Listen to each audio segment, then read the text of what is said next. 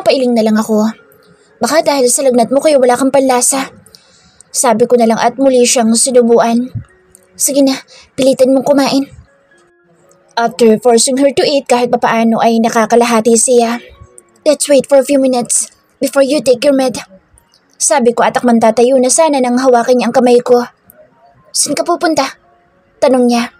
I'll go get something para punasan ang katawan mo. Sagot ko. Bakit? Dinig ko ang malalim niyang buntong hininga. Mamaya na. May gusto lang ako itanong sa'yo. Hirap niyang sabi bago tumingin ng diretso sa akin ang mga mapupungay niyang mga mata. You need to hear it now or else hindi ko na masasabi pa ito sa'yo. Kumunot naman ang noo ko dahil mukhang importante at urgent ito. Okay, what is it?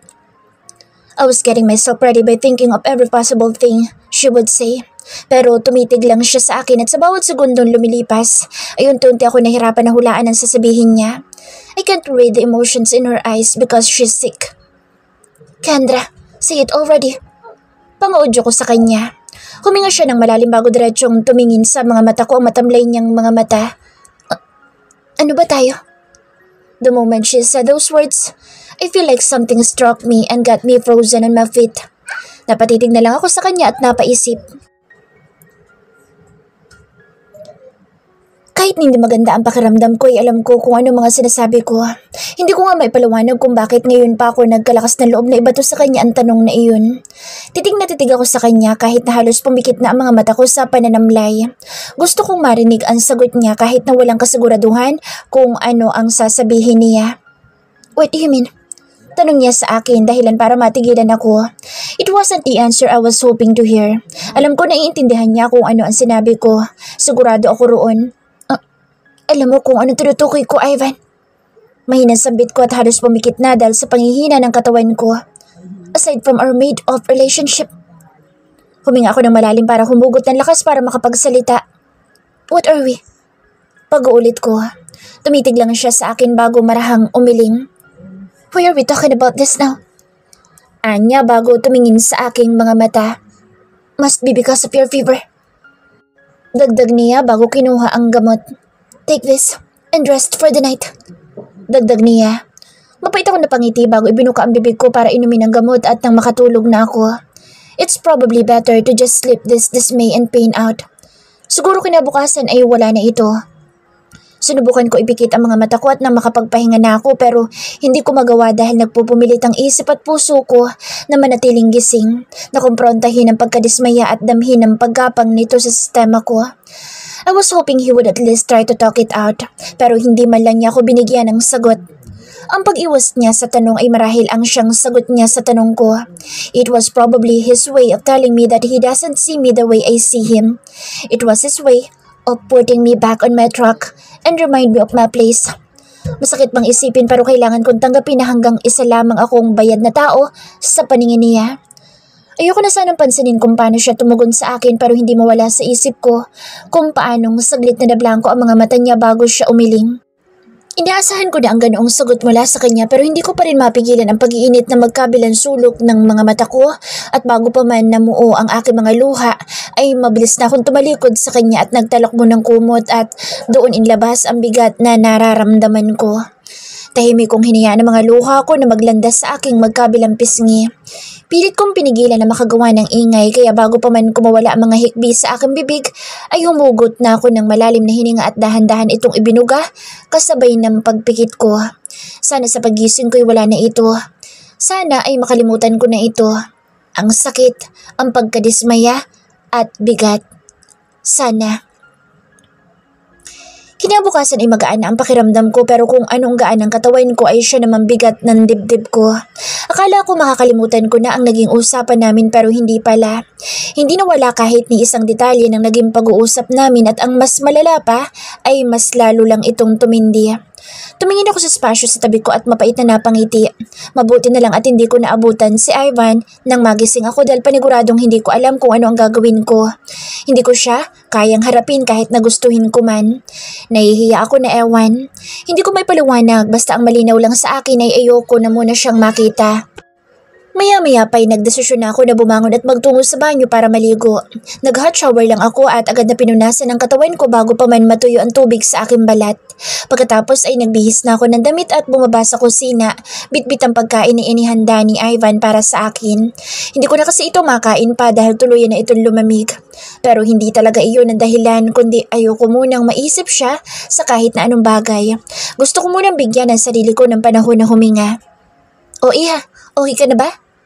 Bungad na tanong sa akin ni Lolo Henry nang makasalubong niya ako. Mukhang kagagaling lang niya sa garden. Yes po. Sagot ko sa kanya at pilit na ngumiti. Medyo mahina pa po ang katawan ko pero alam kong okay na ako. Paninigurado ko sa kanya. That's good to hear. Ngumiti siya sa akin bago bumaba ang tingin sa tray na hawak ko. Wala ka pa rin bang gana? You haven't touched your food. Marahan akong umiling. Plano ko pong initin lo dahil lumamig na po. Sagot ko sa kanya. Well, you should eat that. I haven't prepared that for you. Maaga siyang gumising para magpatulong kay Feli na magluto ng umagahan mo. Paglalahad niya kaya natigilan ako. Napahigpit ang pagkakahawa ko sa tray dahil hindi ko alam kung ano ang mararamdaman ko. Talaga po? Sige po. Ima-microwave ko lang po ito. Tugon ko at tuluyan na siyang nilagpasan at nagtungo ako sa kusina. Nakagat ko nila ang labi ko dahil sa frustrasyon bago napailing. Pumikit ako at inisip na kaharap ko lang sa Ivan. Huminga ako na malalim sabay guyom na magkabilang kamay ko. Nililito mong isipan ko, Ivan. Bakit mo pa kailangang ipagluto ako ng umagahan? Bakit kailangan mo pa akong hayaang maisip na may pakialam ka sa akin? Pakiusap. Huwag mo kulong sa ilusyon na baka may gusto ko rin sa akin. Pagkatapos kong initin at kainin ang pagkain niya na kulang sa timpla, ay nagdesisyon akong pumunta sa sala para libangin ang sarili ko sa panonood ng TV. Pero dahil hindi ako makarelate sa pinapanood ni Lolo Henry, ay naisipan kong bumalik na lang sa kwarto ko para humiga. Pero naudlot yun nang biglang dumating si Logan. Mabilis itong lumapit kay Lolo Henry at nagmano. You called me? Tanong niya rito bago bumaling sa akin at ngumiti. Hey, Kendra. Hey. Tugon ko sa kanya at pilit na ngumiti. Are you okay? Mabilis na tanong nito. She had a fever, but she's fine already. Tugon ni Lolo Henry. Ivan took care of her last night. I see. Sambit nito at marahang tumango-tango. You shouldn't let yourself get sick, Kendra. It was unexpected. Sagot ko. Sino ba naman gusto magkasakit? Dagdag ko pa at pilit na ngumiti. She's right. Segunda ni Lolo Henry bago ito tumayo. Iha, I'll have to talk to Logan about something. So if you don't mind me excusing him. Mabilis akong umiling. Wala pong problema, Lo. Wala din naman po kami pag-uusapan. Tugon ko. Tumango lang sa akin na matanda at sinenyasan si Logan na sumunod sa kanya. Nang magsimula silang umakyat sa hagdan ay nanood na lang ako ng palabas.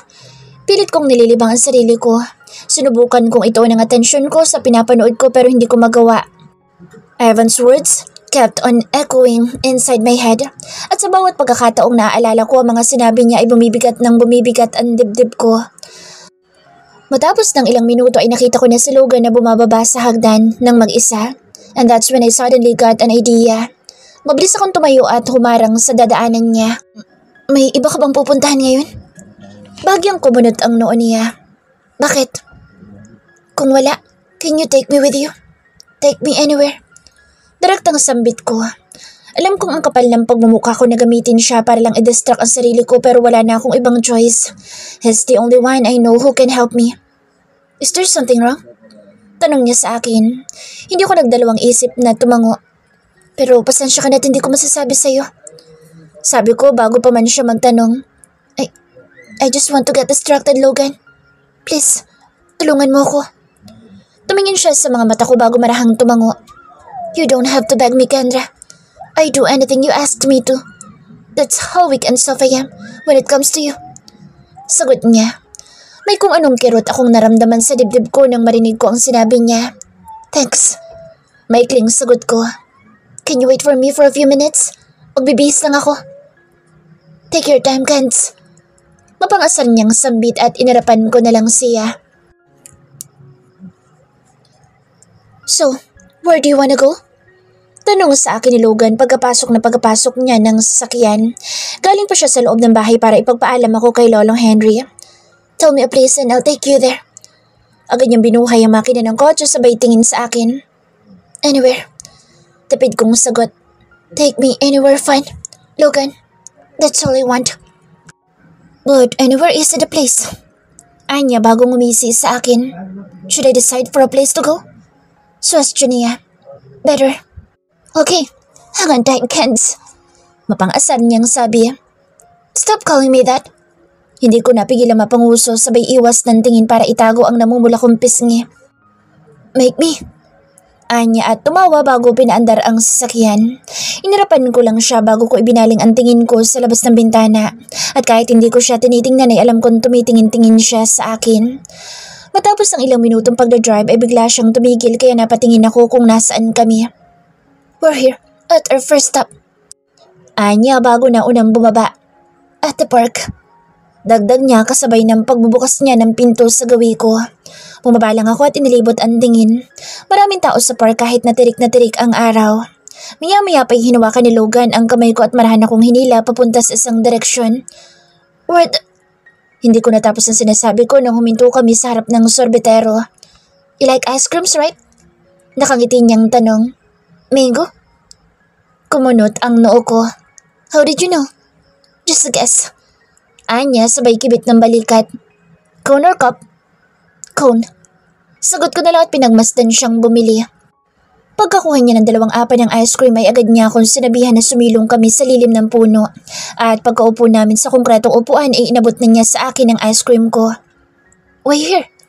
Tanong ko sa kanya bago sinimulang dilaan ng ice cream. Because I know you need some ice cream. Tugon niya kaya napatingin ako sa kanya. Sinalubong niya ang mga titig ko. Ice cream helps with problems. You know? Problems? Well, don't lie to me. Putol niya sa sinasabi ko. I can tell you're carrying something heavy right now. Hindi ako nakapagsalita. I was caught off guard. I don't. Paninindigan ko but he's not buying it. Tumitig lang siya sa akin hanggang sa tuluyan ako sumuko. Marahan akong tumango sabay buga ng hangin. Fine, tama ka. Pag-amin ko. I need something to clear my mind. Is it because of Ivan? Nalaki ang mga mata ko. I froze for a moment before lowering my gaze. Hindi ako makasagot and I don't think I still need to answer. My silence says it all. Did he hurt you? Tanong niya sa akin at agad akong umiling. What did he do? Huminga ako ng malalim bago mapait ng umiti. I told him I like him. Panimula ko. Ilang segundo pa akong huminto dahil hindi ko mapigilang mag-guilty. Totoo man o hindi na may gusto sa akin sa Logan, still, hindi ko mapigilang bumigat ang loob ko. And he doesn't feel the same. Hindi siya agad sumagot kaya napatingin ako sa kanya.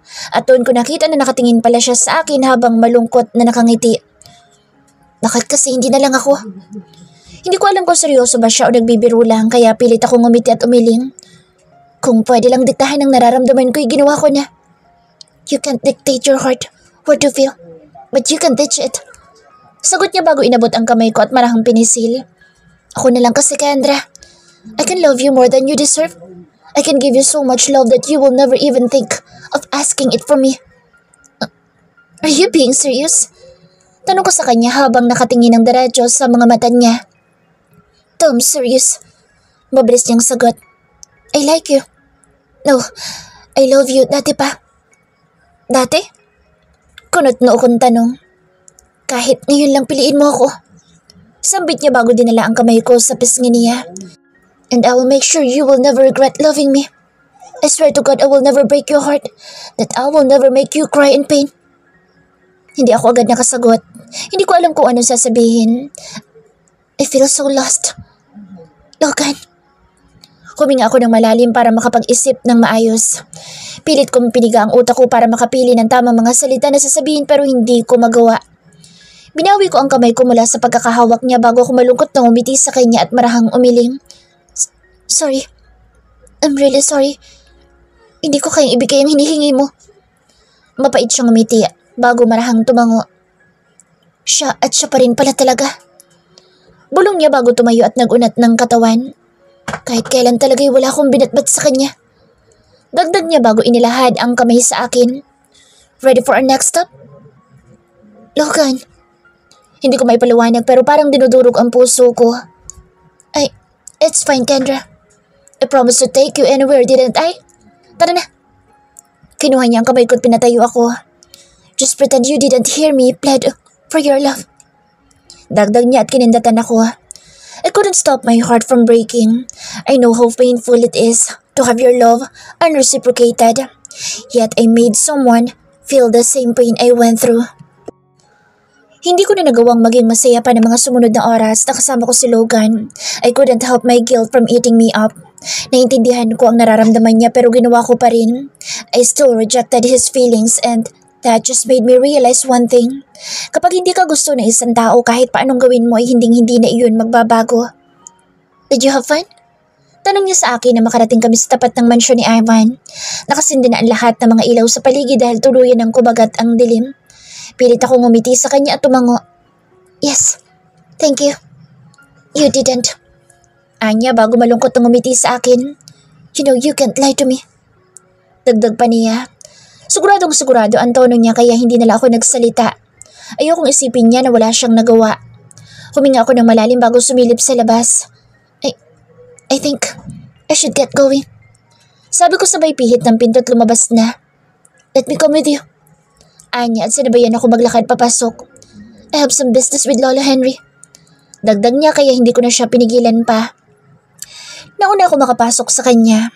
Kakahakbang ko pa lang sa loob ay natigilan na ako nang maramdaman ko ang isang pares na mga matang nakatitig sa akin. Nang sundan ko ang direksyon kung saan ito nagmumulay nakita ko si Ivan na nakaupo sa sofa.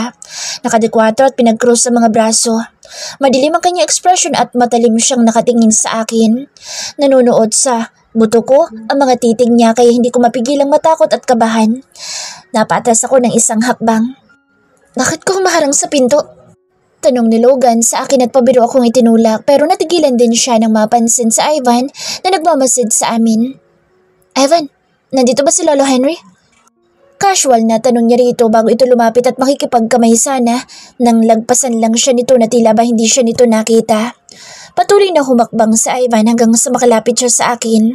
Naniningkit ang mga mata niya at nakatiim ang kanyang panga nang huminto siya sa tapat ko. Where have you been?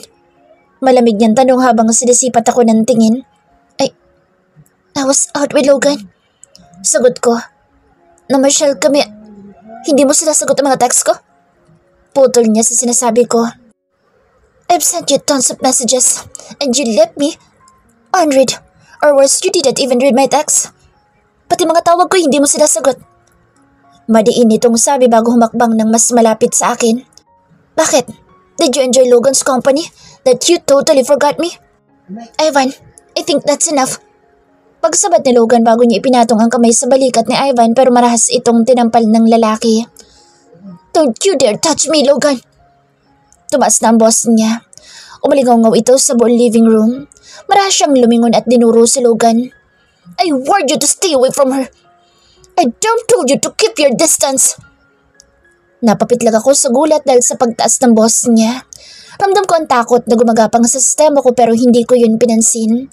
Huminga ako ng malalim bago ako pumagitna sa kanilang dalawa bago pa man sila magkagulo. Bakit ba, Ivan? Kunot mo ako siyang hinarap. Kuyom-kuyom ko ang magkabilang kamay ko dahil sa frustrasyon. Gulong-gulo na ako dahil sa mga ikinikilos niya. Bakit magalit na galit ka? Wala naman kaming ginagawang masama. You two went out together, alone. Matigas niyang sambit at pinaliatan ako ng mata. Doon palang masama na yun. You're full aware that he likes you, but you still went with him. Napapikit ako nang pagtaasan niya ako ng boses. Papagitna na sana si Logan pero pinigilan ko siya sa pamamagitan ng pagharang ng kamay ko. Pagmulat ng mga mata ko'y matapang ko sinalubong ang nagngangalit niyang mga titig. Ano naman sa'yo kung lumabas kaming dalawa? We had Lola Henry's permission. Kahit na, you're my wife and if people see you hanging out with another man, they'll as if that matters. Putol ko sa sinasabi niya. Alam ni Lolo Henry na magkasama kami ni Logan. Maayos kami nagpaalam. Sambit ko't pilit na pinanatili ang mahinahon kong boses. If you're scared that we might get your covers blown, then be at ease dahil hindi namin yun gagawin. We're a lot careful and more cautious than you think. But that doesn't change the fact that you went out with someone who freaking likes you. Ano bang pakala mo? Hindi ko na rin napigilan ang pagtaas ng boses ko kaya huminga ako ng malalim para mabilis na pakalmahin ang ragasan ng emosyon sa kaloob-looban ko. Baka nakakalimutan mo na bayad lang ako. Nalimitado lang ang relasyon natin kapag kaharap natin ang lolo mo.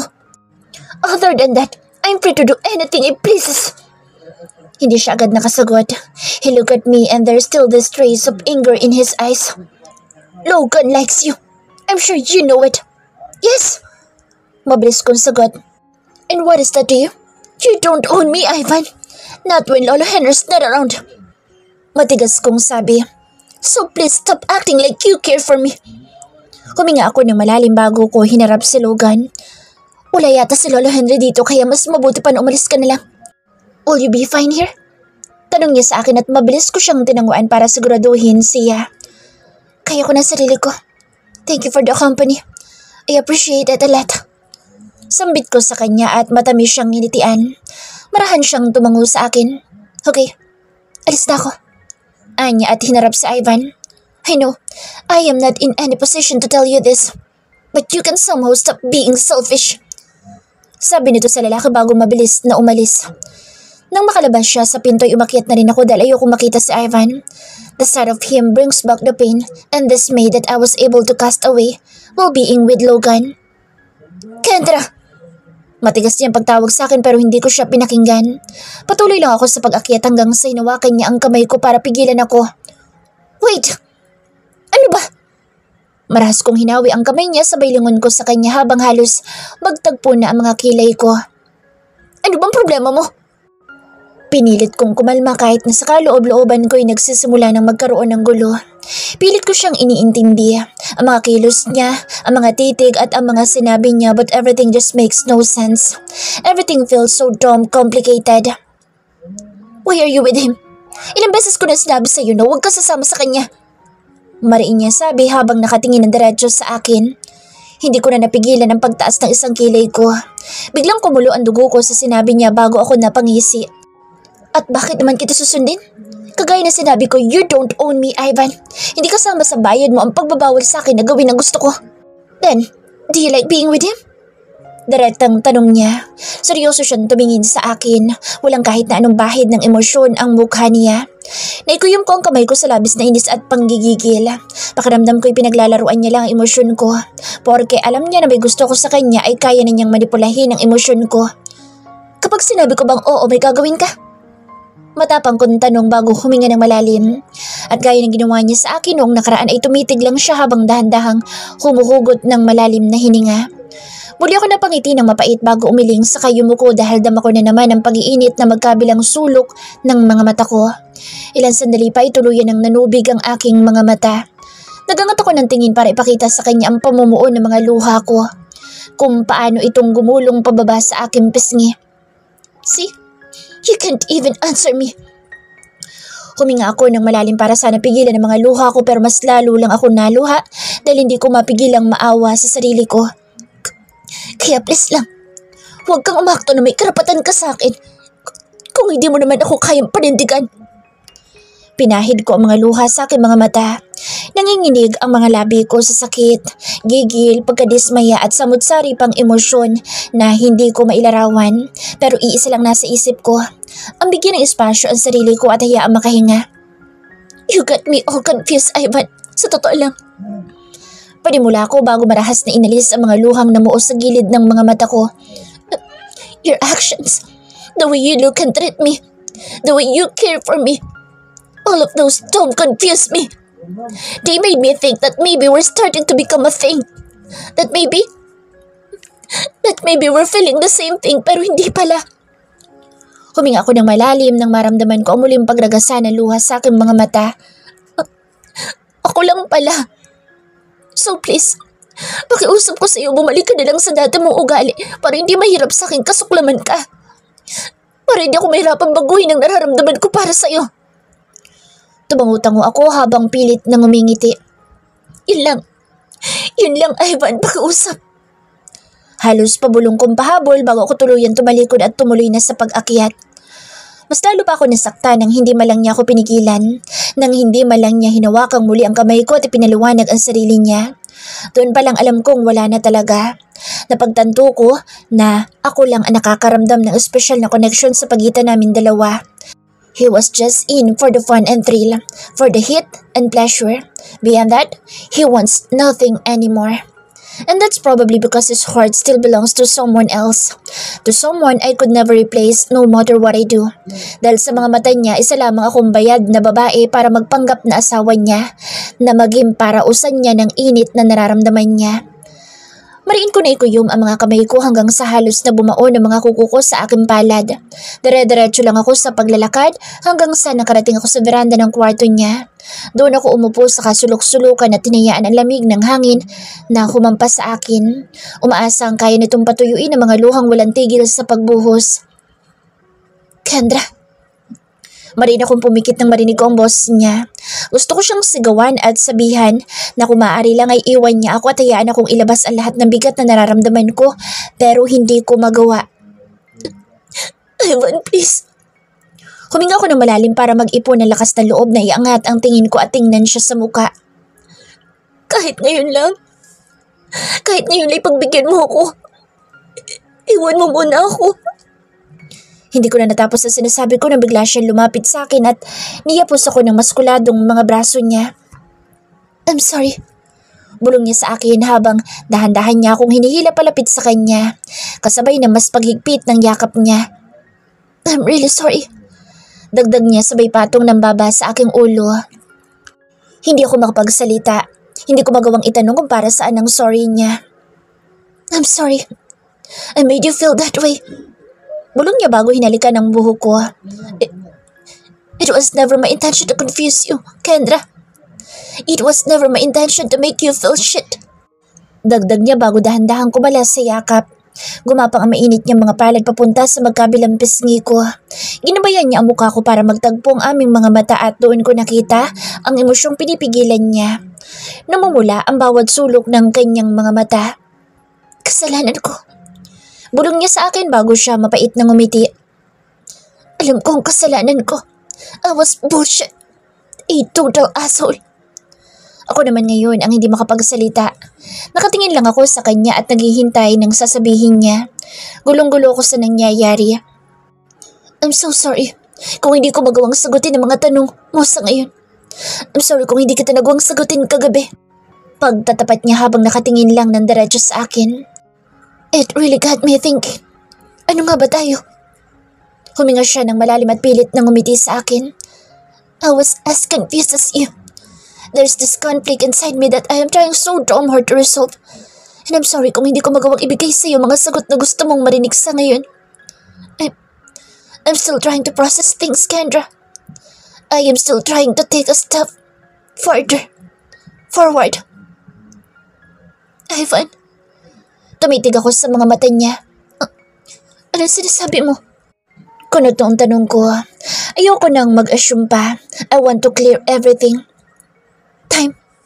Just give me a little bit more time, Kendra. Just give me a little bit more time to sort out my feelings.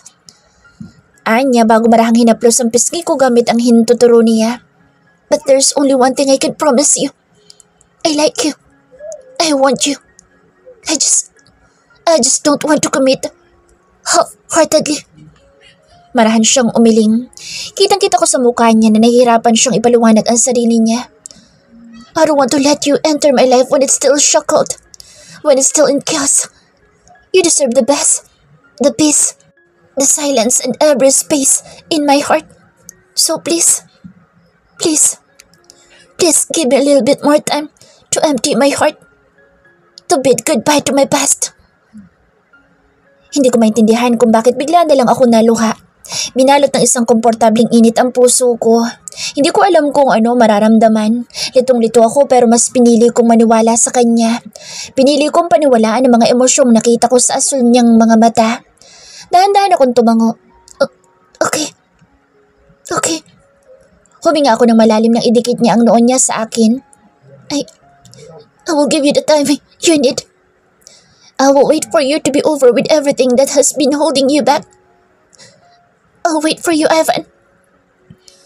I'll promise that the wait will all be worth it. I give you my word. Bulong niya sa akin bago dahandang pinaglapit ang mga labi namin. Muli akong humugot ng malalim na hininga bago pumikit at malugod na tinanggap ang kanyang halik. Alam kong isang sugal ang gagawin ko pero mas mabuti nang sumugal ako kaysa matalo ng walang ginagawa. At sana'y manalo ko. Sana'y hindi ako umuwing luhaan dahil sa oras na mangyari iyon ay wala nang matitira sa akin. I'll be completely drained and I don't know if I can ever get back again.